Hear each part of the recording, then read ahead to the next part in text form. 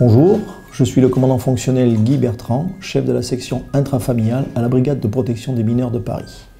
Je vais évoquer devant vous le travail de mon service, ses compétences et la façon dont on le saisit. C'est un service de police judiciaire qui dépend de la direction régionale de la police judiciaire de Paris. C'est un service ouvert 24 heures sur 24 et 365 jours par an. Contrairement à tous les autres services de police ou de gendarmerie en France qui traitent les mineurs auteurs et victimes, ici nous avons le seul service en France qui ne traite uniquement des mineurs victimes. Sa compétence territoriale, c'est Paris intramuros et la petite couronne selon les décisions des parquets locaux. Notre service est composé de deux sections. La section intrafamiliale que je dirige, qui comporte 3 groupes, notre domaine de compétence étant exclusivement, comme son intitulé indique, tout ce qui se passe en violence physique au sein de la famille et au sein des institutions. Au sein de la famille, cela peut aller de la simple claque, fessée, jusqu'aux coups de plus en plus graves, pouvant terminer bien sûr par les bébés secoués ou les infanticides. Au sein de l'institution, ce sont les écoles, les hôpitaux, la colonie de vacances, ce sont toutes les violences qui peuvent être perpétrées par le personnel encadrant. Nous traitons aussi de toutes les violences sexuelles au sein de la famille. Ça va du simple attouchement, de la corruption de mineurs, jusqu'au viol à l'inceste. Et bien sûr, au sein de l'institution, pareil, le personnel encadrant, tous les gestes déplacés qui peuvent être faits envers vos enfants, en colonie de vacances, sous la douche, à l'école, par des éducateurs, au catéchisme, au scout ou dans un club de sport où certains professeurs rentrent dans les douches. Ça, ce sont nos saisines principales. Nous traitons aussi de tout ce qui est soustraction des mineurs par les parents, dans les affaires de divorce, quand les parents ne respectent pas les décisions judiciaires et s'en vont avec leurs enfants à l'autre bout de la France ou refusent de le rendre aux parents concernés. Nous traitons aussi de tout ce qui est mariage forcé, de tout ce qui est les conventions de La Haye, et nous gérons aussi les fugues sur Paris. Pour exemple, l'année dernière, nous avons traité 633 fugues sur Paris. La deuxième section, la section intrafamiliale, est composée de 5 groupes. Et elle traite exclusivement de tout ce qui est violence sexuelle hors de la famille, c'est-à-dire les violences faites par X, tous les viols faits par X, les agressions faites par X, ou par le voisin, le copain d'école, l'ex-petit ami. Elle traite aussi de tous les dossiers de proxénétisme concernant les mineurs. Elle traite aussi la traite des êtres humains. Cela concerne, et vous le voyez au quotidien, tous ces jeunes enfants roms ou des Balkans qui volent dans le métro, volent au distributeur habillé ou à la terrasse de café, vous volent votre argent ou vos téléphones portables. Pour vous, ce sont des petits voleurs. Pour nous, ce sont des victimes. En fait, ils sont exploités ou par leur famille ou vendus par leur famille à un clan qui les oblige à ramener de l'argent tous les jours à la maison. Et si la somme d'argent n'est pas assez conséquente, ils peuvent être battus, séquestrés, voire violés.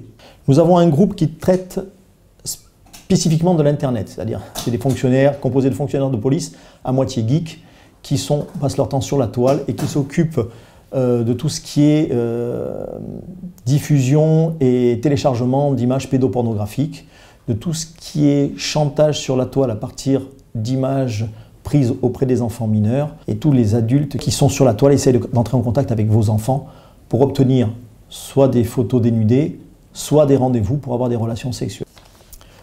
Comment peut-on saisir la brigade de protection des mineurs? Les gens peuvent se présenter directement à notre service pour relater les faits ou venir déposer plainte concernant leur enfant ou une situation qui est arrivée à leur enfant. Nous sommes le service centralisateur concernant toutes les affaires dont les mineurs sont victimes, donc nous sommes informés par tous les commissariats parisiens de tout ce qui se passe en flagrant délit. Toutes ces saisines représentent que 25% de l'ensemble de saisines. Les 75% qui restent, ce sont ce qu'on appelle des soit transmis du parquet, c'est-à-dire des saisines directes qui nous arrivent par le parquet des mineurs de Paris, avec déjà des demandes d'enquête et des infractions déjà établies. Comment le parquet des mineurs de Paris reçoit-il ces informations? Il reçoit ces signalements par la CRIP 75, cellule de recueillement de l'information prioritaire. C'est un service qui centralise l'ensemble des informations préoccupantes émanant de tous les travailleurs sociaux, de tous les organismes scolaires, l'éducation nationale, les services hospitaliers, l'ASE, les éducateurs, qui font remonter toutes les informations, les confidences, les informations des enfants, qui arrivent à la CRIP. La CRIP fait le tri, transmet ces informations au parquet, qui décide, lui, si ces informations font l'objet d'une enquête sociale, font l'objet d'un envoi direct auprès du juge des enfants quand il s'agit de problèmes de divorce, si ces informations sont classées parce qu'elles ne sont pas suffisamment étayées ou pas assez établies, et surtout si ces informations doivent faire l'objet d'une enquête pénale. À ce moment-là, le parquet saisit la BPM à travers ce signalement et nous demande d'enquêter sur le fait qui a été constaté. Donc notre service, notre enquête débute à partir du moment où on reçoit ce document du parquet qui nous demande d'enquêter. À partir de ce signalement, nous allons convoquer bien sûr la famille. L'élément principal de l'enquête va être l'audition de l'enfant. Nous entendons bien sûr les parents, l'environnement, nous faisons nos investigations classiques, mais l'important là-dedans, c'est l'audition de l'enfant mineur, surtout les tout petits. À cet effet, le service est équipé d'une salle qui permet l'audition de ces enfants, audition filmée.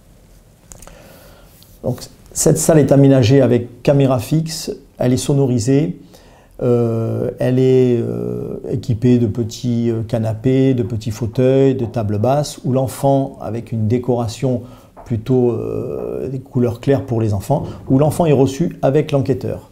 Et là, un contact est pris et l'enquêteur, on ne peut pas parler d'audition, on peut parler plutôt d'un entretien, puisque c'est un échange entre le récit d'un enfant et l'enquêteur qui va mettre en confiance l'enfant et le laisser raconter, et ensuite il va un peu le diriger s'il manque quelques précisions.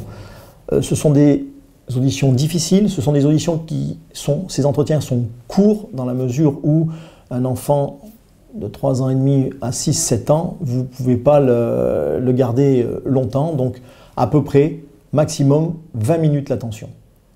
Dans ces 20 minutes, on doit pouvoir obtenir tous les éléments nécessaires à notre enquête. Nous pouvons, lorsque nous adaptons bien sûr à l'âge de l'enfant, il y a des enfants de 3 ans et demi qui parlent très bien, d'autres qui ont des difficultés à parler, à 4 ans, 5 ans, ils sont impressionnés, ils n'ont pas nécessairement le vocabulaire pour s'exprimer.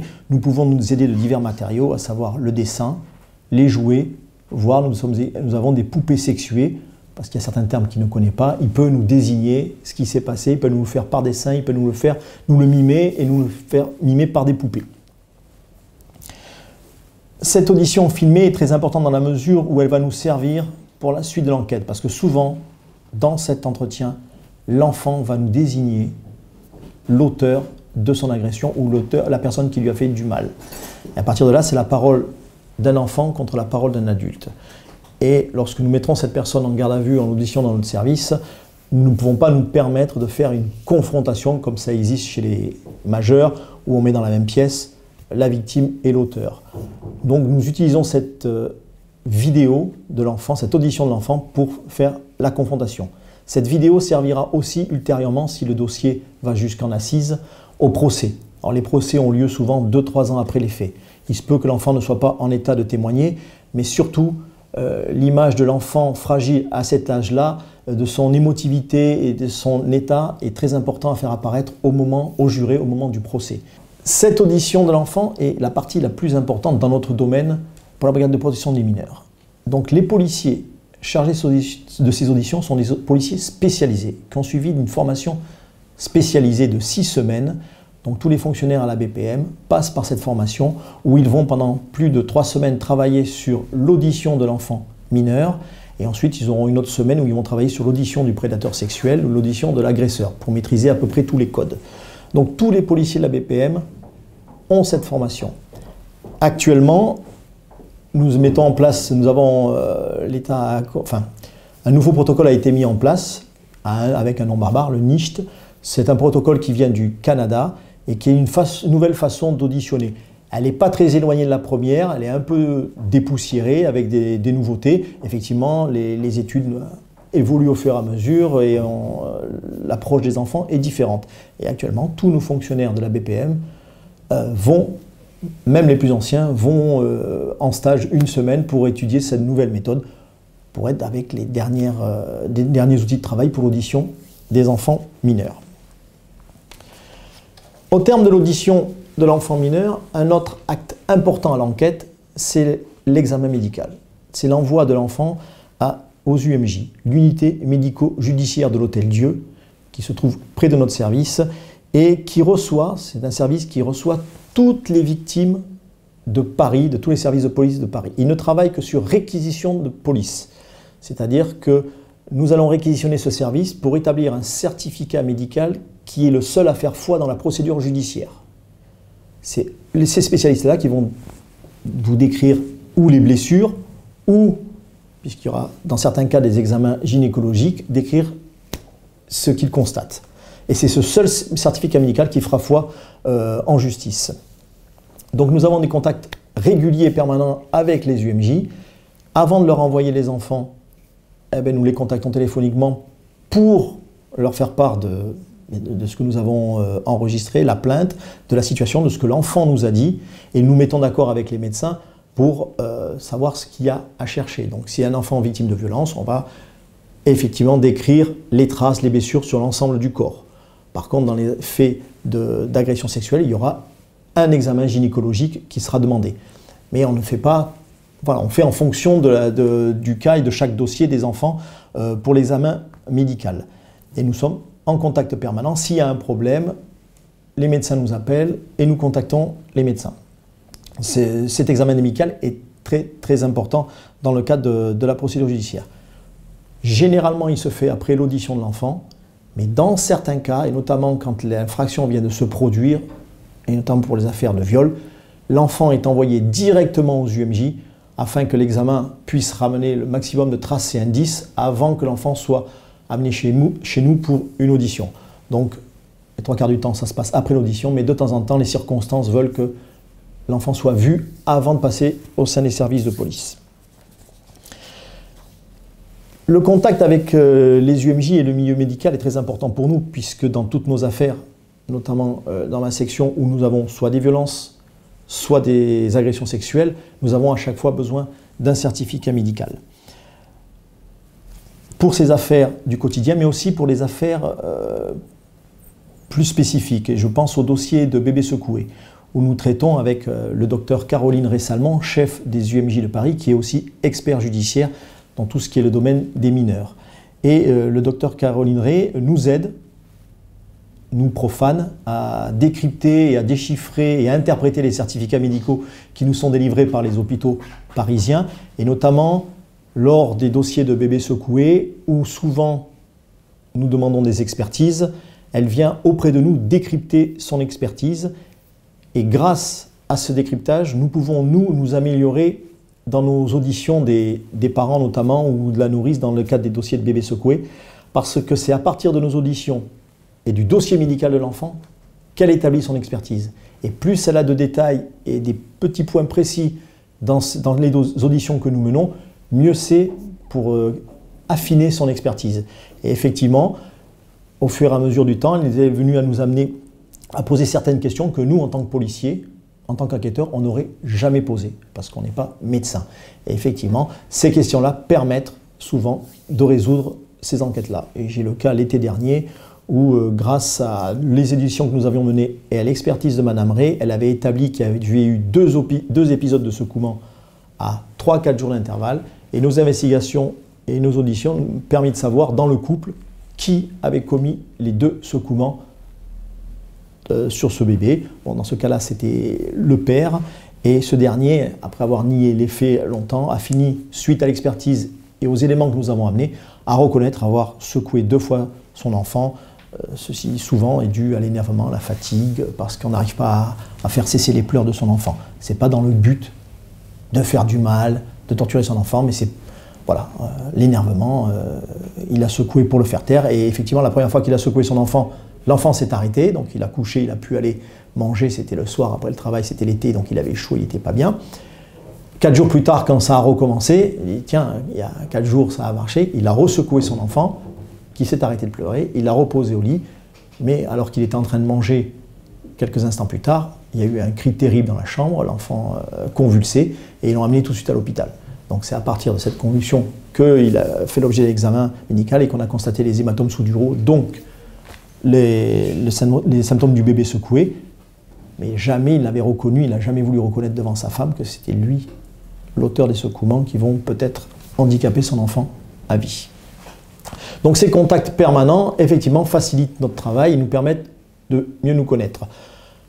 Nous avons notre contact avec la médecine légale, malheureusement, lorsque nous avons des bébés ou des enfants morts de mort violente, l'enquêteur participe à l'autopsie, est présent lors de l'autopsie, et c'est là qu'il échange avec le médecin légiste, puisque nous attendons son rapport pour poursuivre l'enquête et nos investigations.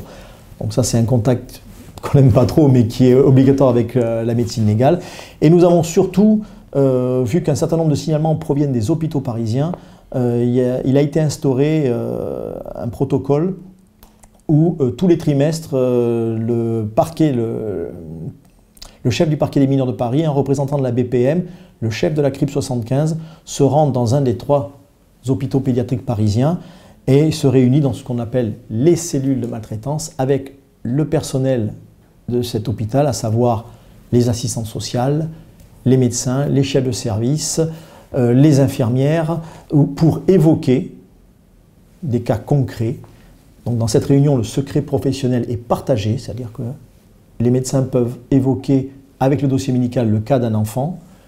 Moi, je peux évoquer l'enquête, puisque je n'ai pas le droit d'en parler, mais là, je peux dire où j'en suis de mes investigations et de mon enquête sur tel et tel autre dossier.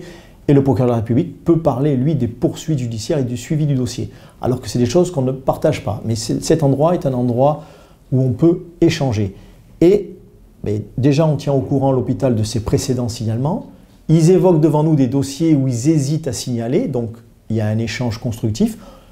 C'est là où nous avons appris à se connaître, à se faire confiance, et cela facilite beaucoup le travail des enquêteurs, notamment de la PPM, du parquet et même des hôpitaux parisiens, quand il faut prendre une décision de signalement, quand on est dans une situation, quand à l'hôpital ils sont devant des situations particulières, ils n'hésitent pas ou à contacter directement par téléphone le procureur de la République qu'ils connaissent, donc il y a un échange constructif, il y a des décisions qui sont prises, ou s'ils ont des questionnements, de m'envoyer par mail certaines questions afin que je puisse répondre et solutionner quelques cas épineux. Voilà, donc ces réunions qui se tiennent tous les trimestres sont très importantes puisque malheureusement, chacun étant dans son domaine, le médical, la justice et la police, il est bien de temps en temps qu'il y ait du décloisonnement et que nous puissions échanger et surtout nous connaître dans l'intérêt des enfants, puisque la finalité est quand même de protéger ces enfants au mieux. Je vous ai dit tout à l'heure qu'au sein de la brigade de protection des mineurs, nous avons une psychologue. Nous avons été le premier service en France, il y a 15 ans maintenant, à avoir une psychologue en son sein.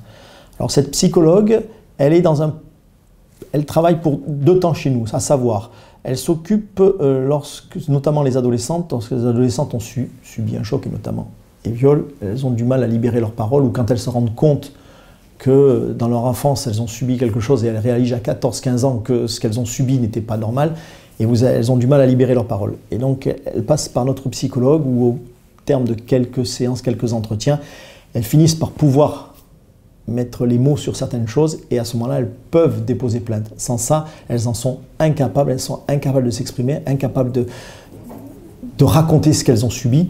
Donc le passage chez notre psychologue il faut les amener tout doucement, à pouvoir raconter leur calvaire. Et ensuite, dès que ça se passe bien avec la psychologue, on prend le relais, tout en la victime étant rassurée, c'est qu'après l'audition chez nous, elle peut retourner voir la psychologue pour faire un débriefing, pour se rassurer et pour pouvoir continuer éventuellement sa reconstruction. Ça, c'est pour les victimes. Et ensuite, la psychologue aussi est là pour les familles, pour les enfants et pour leurs familles. À savoir que lorsque vous avez un enfant qui a subi une telle agression, les parents sont déboussolés, donc elle les reçoit pour justement les diriger vers les structures de suivi à Paris pour leur reconstruction, que ce soit de la famille ou des enfants. Donc elle a un double volet, à savoir s'occuper aussi des victimes et s'occuper des familles des victimes, où elle les redirige vers les structures adaptées. Voilà le travail de notre psychologue. Elle peut aussi, mais vraiment très rarement, assister à l'audition pour des tout petits, dans l'audition filmée dont je vous ai parlé tout à l'heure, où des fois aussi l'enfant a besoin de personnes pour débloquer le langage, pour avoir certains mots. Effectivement, la psy peut être présente dans ces auditions, mais c'est très très rare parce que généralement ça se passe bien avec les tout petits. Nos enquêteurs, garçons ou filles, chez nous, ont un très bon contact avec les enfants. Enfin, je vais vous parler du rôle du parquet, omniprésent bien sûr, puisque nous travaillons, nous policiers, sous les ordres et les instructions du parquet. Comme vous avez vu, 75% de nos dossiers viennent directement du parquet qui nous saisit pour les enquêtes. C'est le parquet qui qualifie les infractions, c'est le parquet qui décide de l'opportunité des poursuites ou pas. C'est-à-dire que c'est le parquet qui peut dire non, ce dossier, on ne poursuit pas, on arrête. Celui-là, on va l'amener à tel endroit, on va poursuivre. Alors, le parquet est informé à tout instant de l'état de nos investigations. Alors, bien sûr, quand nous avons quelqu'un en garde à vue, puisque le parquet est informé que nous allons mettre cette personne en garde à vue pour telle et telle affaire, le parquet est au courant. Lorsque cette personne est en garde à vue, le parquet reçoit les fax comme quoi elle est en garde à vue et que ses droits lui ont été notifiés. Au terme de la première journée, puisque les gardes à vue c'est 24 heures, voire 48 heures, on fait un bilan. Si le parquet n'a pas tous les éléments ou si nous on a besoin encore d'une journée supplémentaire pour finir nos investigations, il nous accorde une prolongation de garde à vue, au terme de laquelle nous faisons un bilan complet avec le magistrat qui décide soit de remettre la personne en liberté, avec poursuite ultérieure, soit de la déférer pour une mise en examen, voire une demande d'incarcération, soit de la déférer pour une comparution immédiate afin que la personne soit jugée dans les 2 ou 3 jours qui suivent son déferment.